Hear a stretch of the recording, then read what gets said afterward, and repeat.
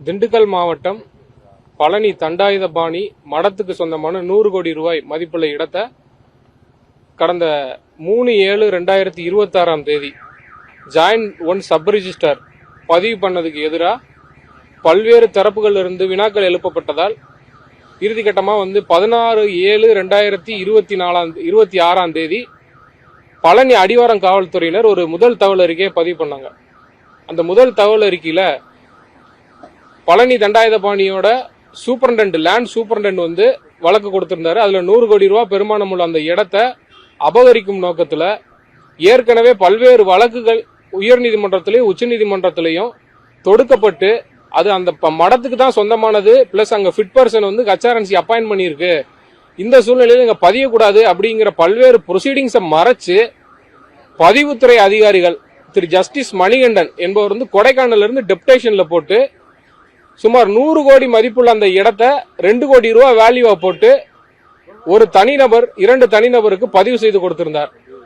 அந்த வழக்கு தற்போது தாவேக அரசு இருக்கக்கூடிய அமைச்சர்கள் இருவரிடம் பல்வேறு கேள்விகள் கேட்கப்பட்ட பின்பு இது சூடு பிடிச்சிச்சு. இது சம்பந்தமா நாங்க மதுரை உயர்நீதிமன்ற கிளையில் அதிமுக முன்னாள் எம்எல்ஏ திரு வேணுகோபால் சேனாதிபதி அவர் பழனியோட முன்னாள் எம்எல்ஏ அவர் சார்பா நாங்க இந்த வழக்கு 2 துறை சம்பந்தப்பட்டது, மேலும் 2 துறையில் உள்ள பல்வேறு அதிகாரிகள் தொடர்புடைய இந்த வழக்கு தமிழ்நாட்டில் உள்ள காவல்துறை விசாரணை செய்தால் நியாயமாக இருக்காது என்றும் சிபிசிஐடி ஏற்கனவே மாற்றப்பட்டிருந்தாலும் அந்த சிபிசிஐடி விசாரணை அதிகாரிகள் தமிழக அரசு அதிகாரிகளாக இருப்பதால் இதில் நியாயம் கிடைக்காது என்ற அடிப்படையில் இந்த வழக்கை மத்திய புலனாய்வு அமைப்பான சிபிஐ விசாரிக்க வேண்டும் என்று மனு கொடுத்திருந்தோம். அந்த மனு ஏற்கனவே பட்டியலிடப்பட்டது. அந்த மனுவோட சேர்ந்து திராவிட முன்னேற்ற கழகத்தை சேர்ந்த ஒரு முன்னாள் சேர்மன் மற்றும் இன்னொரு நபரும் சேர்ந்து மனு தாக்கல் பண்ணிருந்தாங்க. எல்லா வழக்கையும் ஒன்னு சேர்த்து இன்னைக்கு போட சொல்லி நீதிமன்றத்தில் போட்டிருந்தாங்க.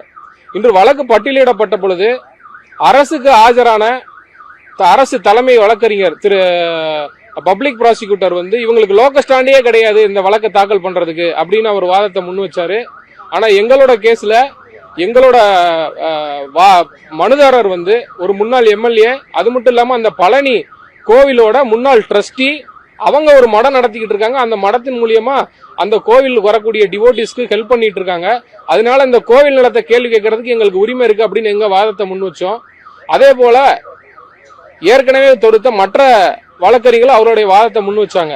இப்ப நீதிமன்றம் என்ன சொல்லியிருக்குன்னா, தற்போது விசாரணை என்ன நிலைமையில இருக்கு அப்படிங்கிற ஸ்டேட்டஸ் ரிப்போர்ட்டை தமிழக அரசு 5/8/2026 நீதிமன்றத்தில் ஃபைல் பண்ணணும் அப்படின்னு ஒரு உத்தரவு போட்டிருக்காங்க.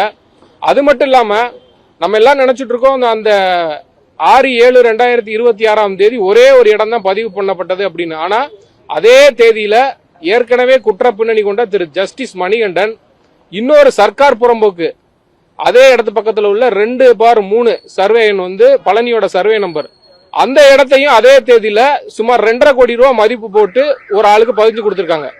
அப்ப இதோட பேக் போன் யாருங்கிறத கண்டுபிடிக்கணும். உயர்ந்த அதிகாரிகள் இருக்காங்களா, இல்ல அரசியல் தலையீடு இருக்கா, இல்ல மந்திரிகளோட தலையீடு இருக்கா என்பதை விசாரிச்சு உண்மையை வெளிக்கொண்டு வரணும். அப்படின்னா இதுக்கு மத்திய புலனாய்வு அமைப்பான சிபிஐ விசாரணை செய்தாதான் இதுக்கு உண்மை வெளிவரும் அப்படிங்கிற நோக்கத்தில் தாக்கல் பண்ணப்பட்ட இந்த வழக்கு இன்று நீதிமன்றத்தால் ஏற்றுக்கொள்ளப்பட்டு 5ஆம் தேதி ஒத்திவைக்கப்பட்டிருக்கு.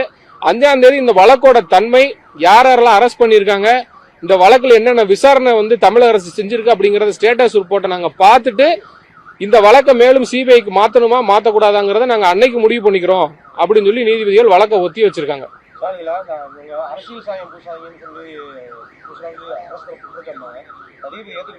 சார் அவங்க நாங்க முன்னாள் எம்எல்ஏங்கிறனால அரசியல் சாயம் பூசுறாங்கன்னு சொல்லி பப்ளிக் ப்ராசிக்யூட்டர் சொன்னாரு. ஆனா நீதிபதிகள் எங்க கிட்ட கேட்டாரு, உங்களோட பேக்ரவுண்ட் என்னன்னு கேட்டாரு. நான் அந்த கோயிலோட முன்னாள் ட்ரஸ்டி அப்படிங்கறத சொன்னோம். அது மட்டும் இல்லாம ஏற்கனவே நாங்க ஒரு மடம் நடத்தி சேவை செஞ்சுட்டு இருக்கோம். Even every citizen having a right to seek change of investigation. ஏன்னா இதுல பப்ளிக்கோட என்டோமெண்ட் ப்ராப்பர்ட்டி 100 கோடி ரூபாய் சாதாரண பணம் கிடையாது.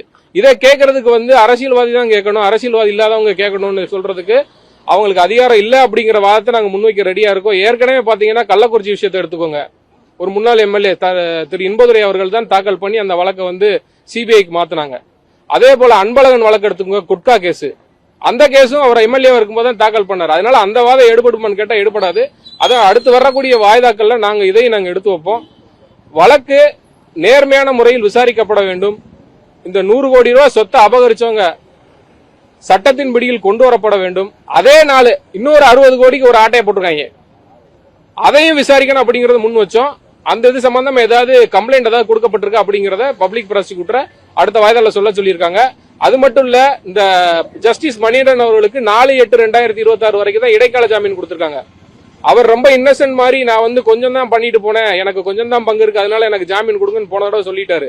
ஆனா அதே நாள்ல இன்னொரு 60 கோடி ரூபாய் சொத்தை பதிஞ்சிருக்கும் பொழுது இவர் தெரியாம எப்படி இதை பண்ண முடியும் அப்படிங்கிற வினா வரும். அதனால 4/8 வர்ற அந்த பிணை மனுல அரசு தரப்பு வலுவான வாதங்கள் எடுத்து வச்சு அவரை வந்து அந்த பிணை மனுவை தள்ளுபடி பண்ணி வைக்கணும்.